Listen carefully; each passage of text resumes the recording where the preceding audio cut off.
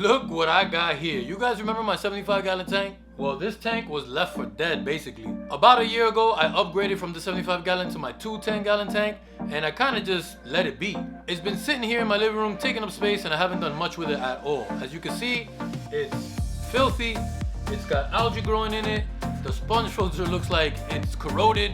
There's biofilm all over the glass. I didn't even bother to drain the tank all the way. My Fluval 407 that's connected to this tank hasn't been serviced in that same amount of time. It's just been a complete eyesore because I didn't really know what to do with it. I didn't want to sell it. I didn't want to give it away. I didn't want to throw it away. So I just kept it for the hopes of figuring out what to do with it later on. And guess what? We figured it out. Today we're going to throw in a brand new breeding pair of lemon jake fish. They're going to go in here, hopefully breed, hopefully grow, and eventually I'm gonna have a whole bunch of lemon jakes, and we're gonna see what happens with me trying out breeding for the first time, and you guys are gonna ride with me.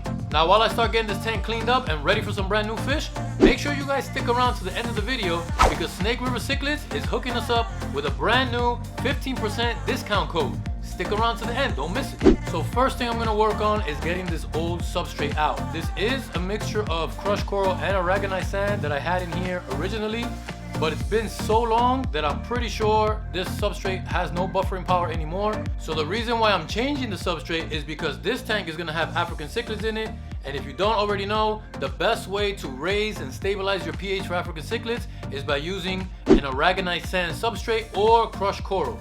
In my case, I like to go with the sand because I feel that African cichlids prefer the sand better anyway. So I'm gonna go ahead and bite the bullet, get this old sand out of here, and I'm gonna replace it with Seachem's Meridian aragonite sand substrate.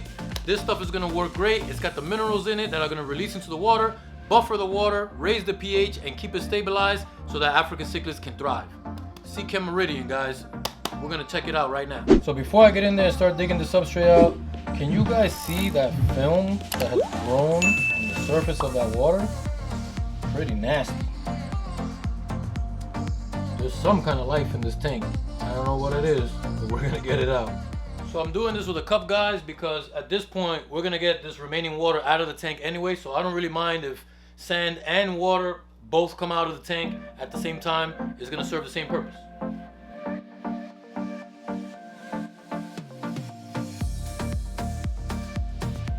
Okay, so I got most of the tank cleaned up. I got most of the substrate up out of the bottom. You're not gonna get every single little grain of sand. I'm not even gonna try to do all that, but most of the substrate is up. I cleaned the viewing panels as best as I can. Only thing left to do is to get this little bit of water that's still remaining in the tank out of there. I would normally use my pump, but that water level is way too low for the pump to work efficiently. So I'm just gonna have to scoop that water out with the cup. As far as the background cleanliness goes, these backgrounds are styrofoam and I really don't want to start scrubbing on them or trying to clean the algae off of them and possibly break a piece off or something like that. So I'm just gonna let it be and just let the tank, through its cycle, through its own natural process, get rid of that calcium and get rid of that little bit of algae growth that's on. Okay, tank is as empty and as clean as it's gonna get. The very next step we're gonna do is add our new substrate. Again, we're going with Seachem Meridian aragonite sand for these new African cichlids that we're gonna get in there.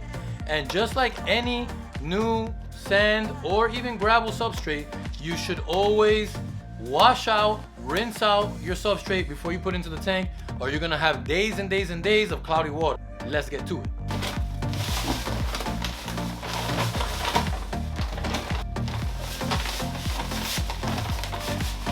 So this is two 20-pound bags. As you can see, it almost fills up an entire 5-gallon bucket. We're gonna rinse this out as simple as turning the water on, letting it rinse right through. So the sand will stay in the bottom of the bucket and the water will just overflow out of the bucket. This is gonna help rinse the sand. You could also mix through the sand yourself and help it.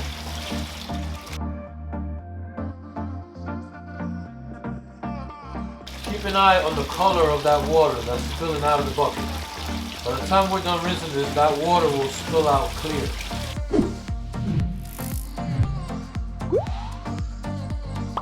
Okay, can we see that clarity now?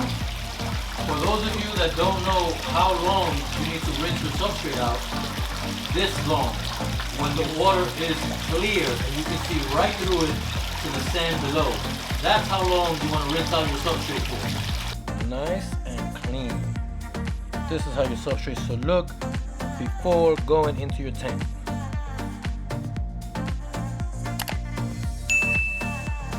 So here's how it looks with two 20-pound bags. Now mind you, I do have this very thick 3D background in the tank that does take up a lot of space in the back of the tank.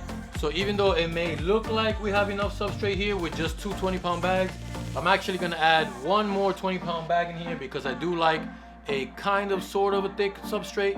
So that's what we're gonna do. Looks like beautiful beach sand, doesn't it? I love it. It's a dirty job, but somebody gotta do it. So I ended up adding two more 20-pound bags just because I knew I was gonna want two more bags, and it was actually the perfect amount. As you can see right now, the substrate is at the level that I like to keep my substrate, around between 2 or 3 inches. A nice thick substrate, and it's looking great. Now we're gonna go ahead and fill this tank up. While we're filling the tank up, I'm gonna go ahead and clean out the filter that's been sitting on here for about a year without any maintenance. I'm pretty sure it's gonna be nasty. Let's check it out. Now I'm not gonna go through the whole cleaning process of what it takes to clean this filter. I have plenty of videos of that. I'll make sure to leave a link in the description.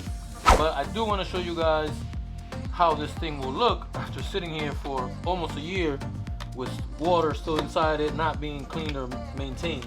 And I can tell you right now, I can already smell it before I even open it. Wow, this stinks. If you ever took a big whiff of a brand new bottle of Seachem Safe, that rotten egg, nasty smell, that's what's in here right now. I'm just gonna show you these pads because I don't want this water spilling all over the place. This water's gotta be nasty, stink nasty. I don't even wanna contaminate my towels like that. Well, doesn't look too dirty because when I shut down the tank wasn't dirty at the time. The filter wasn't that dirty at the time. But it's just this stagnant water that's been in here for so long. It just stinks like rotten eggs that you've ever smelled. But let's get this sucker cleaned while the tank fills up. If you guys don't have one of these clamps, get one. It's a lifesaver. This thing's only a couple of bucks. I got it in my shop. Links in the description below. Definitely super handy when filling up your tank with a hose. Check it out.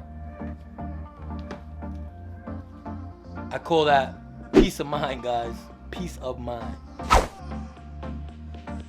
Now, most of you guys know what I do every time I set up a new tank. I'm gonna go ahead and dose with prime. Number 1, to dechlorinate this tap water that's going into the tank.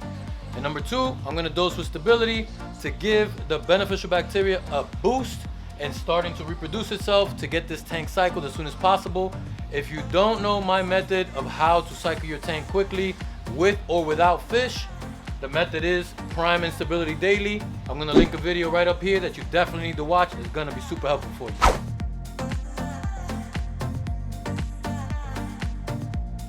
All right, the tank is full, the filter is clean, and obviously the tank still looks super cloudy. Now, it doesn't matter how well we wash and rinse our substrate. When you add brand new substrate to a tank, it's inevitable, it's gonna happen. We're gonna hook the filter up and let it run for a couple of hours, maybe even till tomorrow, and see how well this water clears up.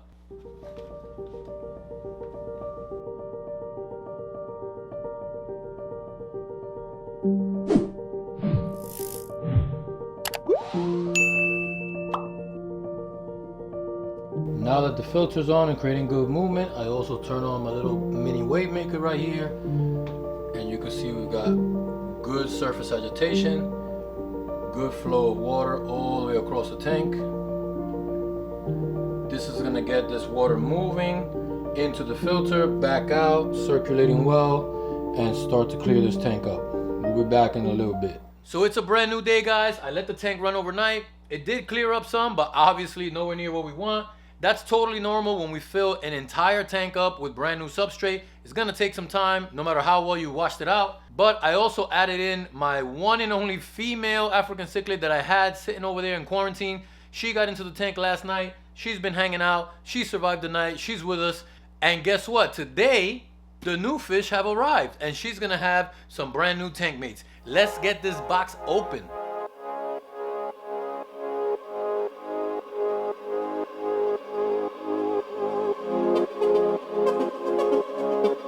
So as usual, Snake River Cichlids is gonna pack these fish in nice and secure. These guys are looking super warm. Check out all the padding that's in here. There's not gonna be any temperature issues. Let's check them out one by one.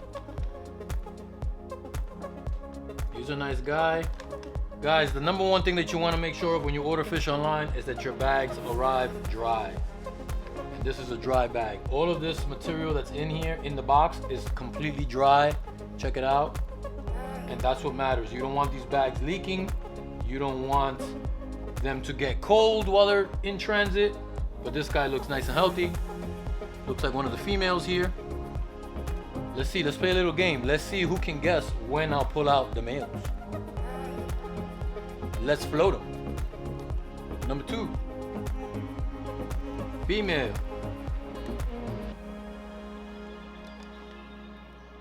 Number 3. Whoa, that one's a little spunky. Did you guys see that jump? Check them out. This one's a little spunky. They actually might all not have any color because they're still small, so we might not be able to determine which ones are the males. 4. Ooh, that one's a little big.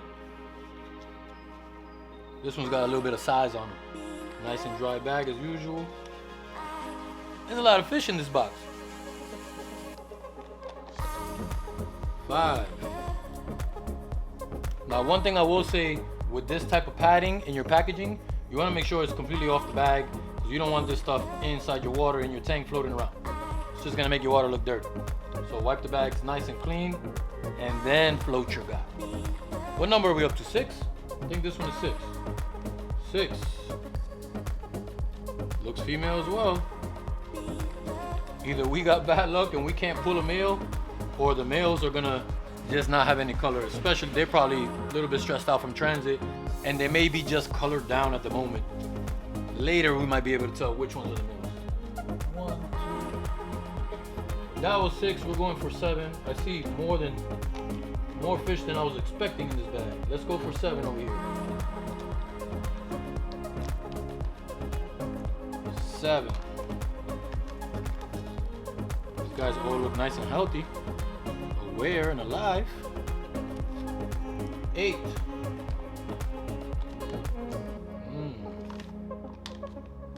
So just to clarify, guys, this is 2 breeder groups, and I still don't know how many we're gonna have in this box in total. We did 8. This is number 9. Another small female. Going for 10. Lucky number 10. Here he is. Now we might not know which one is the male, but the good thing is we're 10 for 10. These guys all arrived nice and alive and looking healthy. How many more we got? I see at least one more. Hey, check it out. Number 11, the male is in the house. And he looks beautiful already. Guys, he's got blue in the face. Those fins are nice and yellow. That is an awesome looking lemon jake. African peacock cichlid. Beautiful male. So if this is one male, there's got to be another bag in here. Oh, there is one more bag. Maybe that's the second male. 2 breeder groups. Each breeder group comes with 1 male. Should be 2 males. The next bag should be the second male. But he looks wonderful. Beautiful. I lost count, guys. That was the 11th bag, right? 11.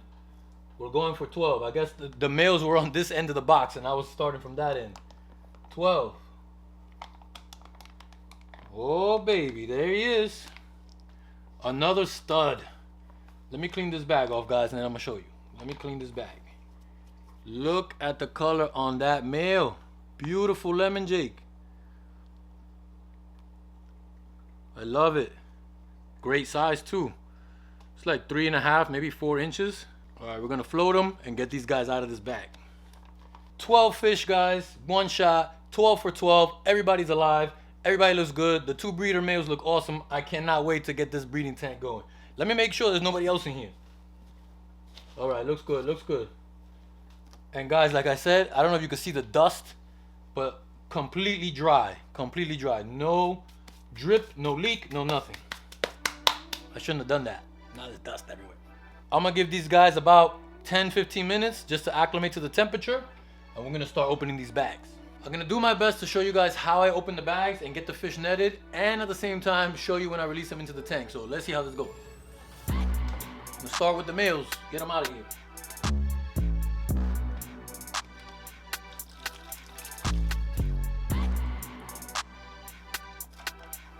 First male in the tank. It's a little wobbly. You'll be alright.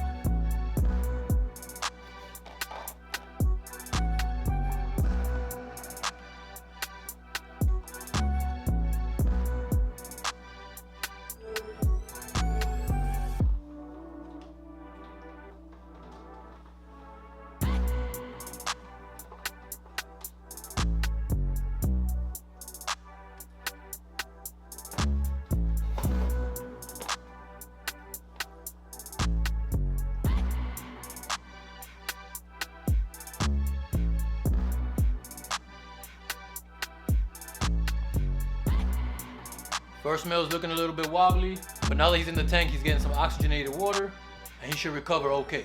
Whoa.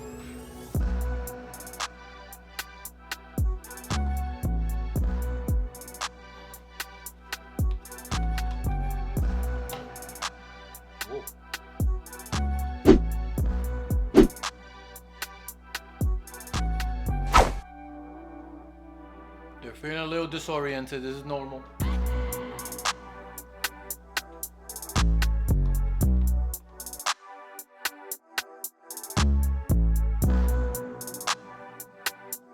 Last one.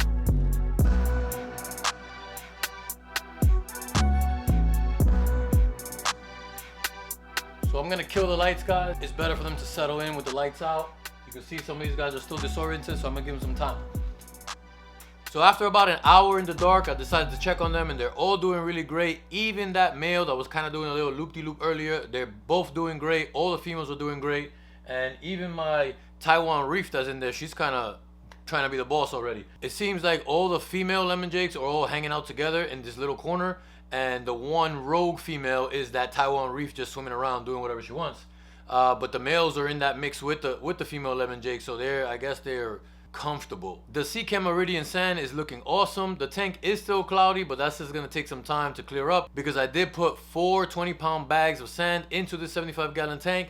But the sand looks great. I'm loving the color. I'm loving the texture of it. So make sure you guys check out Sea Meridian Aragonite sand. If you're gonna have African cichlids, this sand is gonna help raise and stabilize your pH. I'll have a link in the description to that. And also, because Snake River Cichlids was kind enough to hook me up with these 2 breeding groups, they wanted me to hook you guys up with a discount code starting today, right now, for the next 30 days. You're gonna get 15% off your order from Snake River Cichlids when you use the code KaveMan Christmas. That's right, Merry Christmas, guys. So make sure you use that code, go get your discount. Also, Snake River Cichlids is gonna have gift cards available, so if you wanted to buy somebody a gift card and gift them that for Christmas, hey, I wouldn't mind a Christmas gift like that. Hey wife, you hear me? Wink, wink. I hope you guys enjoyed this video. Keep an eye out for this tank on IG and Facebook. I'm sure I'm gonna be posting a bunch of updates for you guys. Until the next one, see you on the other side.